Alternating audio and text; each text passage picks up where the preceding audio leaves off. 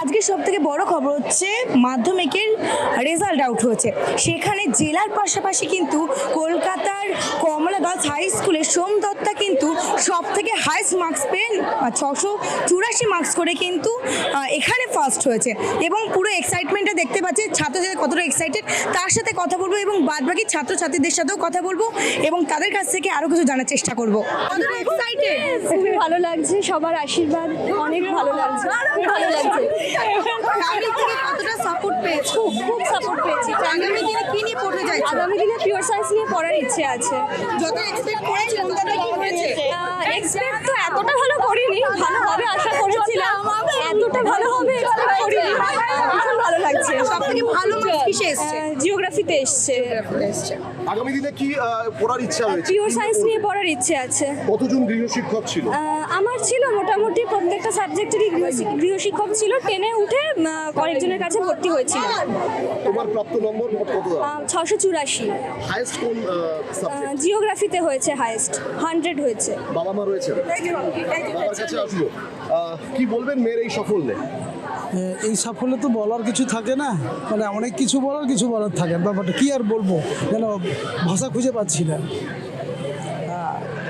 এতজন গৃহশিক্ষক নিয়ে পড়েও আগামী দিনে কি দেখতে চাইছেন মেয়েকে? ভালো মানুষ হতে হবে সবার আগে ভালো মানুষ হতে হবে। তারপর লক্ষ্য তো একটা থাকবে, সেই লক্ষ্যে পৌঁছানোর চেষ্টা করতে হবে। পৌঁছতে পারলে ভালো, না পারলেও ক্ষতি নেই। না, বলার কিছু নেই। ও ছোটো থেকেই খুব স্টুডিয়াস, মানে দিদিরা যেরকম বলেছে সেরকমই পড়াশোনা করেছে, পড়াশোনাটা করতো। ভালো লাগছে, খুব ভালো লাগছে। 684 পেয়ে আউট অফ 700 কিভাবে বাবা মার সাহায্য পেয়েছিল? না, আমি তো ছিলামই, গৃহশিক্ষকরা ছিলেন, স্কুলের শিক্ষিকারা ছিলেন। এটা তো ও নিশ্চয়ই পড়াশোনা করেছে, ওটা তো আসল।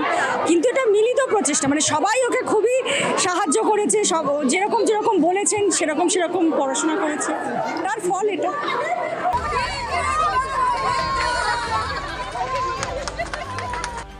শুনলেন সোম দত্তা সামন্তর কথা। আসুন এবার শুনে নেওয়া যাক কমলা গার্লস হাই স্কুলের অন্যান্য সফল ছাত্রছাত্রীদের কথা। তারা কত নম্বর পেলেন, আগামী দিনে তাদের স্বপ্ন নিয়ে আমাদের প্রতিনিধি পৌলমী হালদারের সঙ্গে তারা কথা বললেন। শুনুন তাদের মুখেই তাদের সাফল্যের কথা। পার্সেন্টেজ কত হয়েছে? আমার 75%। 75%। হিস্ট্রিতে কত পেয়েছো? 77। 77। তোমার পার্সেন্টেজ কত হয়েছে? 81%। 81%। হিস্ট্রি বেঙ্গলি সব থেকে কোনটা বেশি ভালো হয়েছে? Geography geography 90। আর ম্যাথে? ম্যাথে 82। 82। তোমার কত হয়েছে? আমার 89% হয়েছে। আর যতটা এক্সপেক্ট করেছিলে ততটাই কি এসেছে নাকি তার কম বেশি? আমি আশা করেছিলাম আর একটু বেশি, তার থেকে একটু কম হয়েছে। কোনটা সব থেকে বেশি মার্কস হয়েছে? আমার ম্যাথসে সব থেকে বেশি হয়েছে। ম্যাথে। আর বেঙ্গলি? বেঙ্গলিতে হয়েছে ভালো। আর তোমার কত হয়েছে? আমার 85% হয়েছে। 85%। বেঙ্গলিতে কতটা নাম্বার পেয়েছো? বেঙ্গলিতে 84। সব থেকে বেশি? সব থেকে বেশি জিওগ্রাফি 95 হয়েছে। 95 হয়েছে। আর যতটা এক্সপেক্ট করেছিলে পরীক্ষার হলে বসে যে কোয়েশ্চেন দেখে সেই হিসেবে কতটা এসছে?